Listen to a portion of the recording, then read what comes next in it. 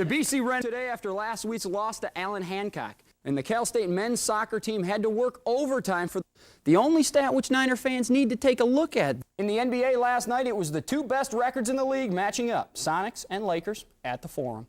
JR, is there a lot of action out there tonight? There's definitely a lot of action tonight here at the Convention Center, Angela. But first, we're going to jump into the NFL, where it was the final week of the regular season and Judgment Day for several teams hoping to get into the playoffs. The scenario for some, win and you're in.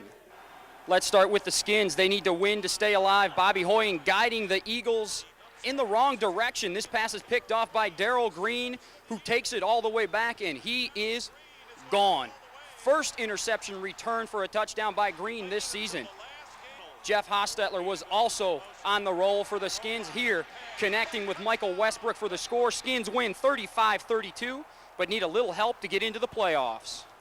The Vikings need to win, and they're in. Randall Cunningham hooked up with Chris Carter 3 times for touchdowns, and Minnesota holds off a big second-half surge by the Colts. 39-28, Vikes breaking a 5-game losing streak.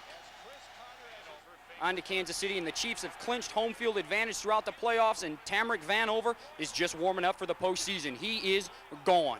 All the way back on this punt return. Chiefs on a roll, 25-13 over New Orleans. The question is, will Iron Mike be back next season? And in Cincinnati, Boomer Esiason continued his bid for Comeback Player of the Year. First to Marco Battaglia right here. Nice catch in the corner of the end zone. Gunner saying, way to go, Dad. And then to Darnay Scott for a long 77-yarder. Bengals end the season with a victory, 16-14 over the Ravens, but both teams are home for the holidays. The Tampa Bay Buccaneers are in the playoffs for the first time in 15 years. Watch Carl Williams here. Nice little move, taking the punt and going 61 yards on this return for his first touchdown of the game. He would later hook up with Trent Dilford for another. 31-15 the final. The Bucs will host a wild card game next weekend. Arizona closes out with a victory. The Raiders' nightmare is over. The Lions are in the playoffs as Barry Sanders goes over 2,000 yards, and Denver looks ahead to the postseason. More action on the gridiron, though. The mystique of the Cowboys is over. Their season not going to the playoffs. Troy Aikman spent most of the day on his back for Dallas, and the Giants went from worst to first in the NFC East and became the first team ever to go through the divisional schedule without a loss. 20-7, Giants win it. Cowboys finish with their worst season since 1989.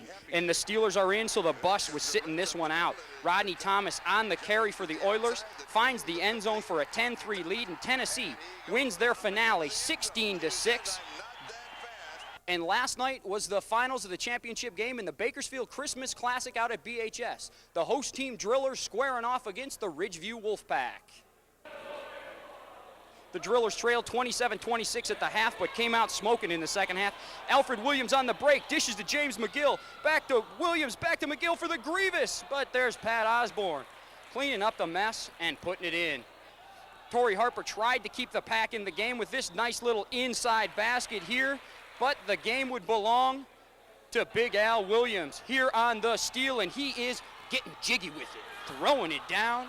Drillers run away 64-47 and win the Christmas Classic. Onto the college scene, and the third-ranked Blue Devils from Duke destroyed another opponent. Elton Brand led Duke with 21 points, followed by Trajan Langdon and three-point marvel Mike Chappelle. It was a laugher, 126-64 Duke. Besides their one loss, they've won every game by 35 points or more. And bad news for Knick fans last night against the Bucks. Watch Patrick Ewing gets pushed out of bounds going up for the jam, falls on his right wrist. He dislocated a bone and tore several ligaments. He will miss the rest of the season. Patrick underwent surgery early this morning, but will be in a cast for the next 2 months. His career is definitely in jeopardy. And it was a big night last night on the ice here at the Convention Center for the Fog. After losing big on Friday to Idaho, they had an exhibition game last night against the former Russian Red Army team. All he wants for Christmas is to play for the Fog someday. Bakersfield put the pressure on early when Wade Welty struggled to find the back of the net, so he lifts it off the goalie's face mask and into the net. Fog would go on to win this one 5-2 over the Red Army and are playing Idaho again tonight. I'll have highlights for you tonight at 11. And speaking of that game, they are now in the second period, Idaho in the fog. There is a no-score game going on right now, and again, I will have highlights for you tonight at 11. That'll do it for sports. Angela, back to you in the studio. JR, are there a lot of fans out there cheering them on? There is a lot of fans out here cheering them on. I think that game last night really got a lot of people out here to see them play tonight, and let's hope they do a little better than they did Friday night against the Steelheads. All right, we'll be rooting for them back home. Thanks, JR. All right.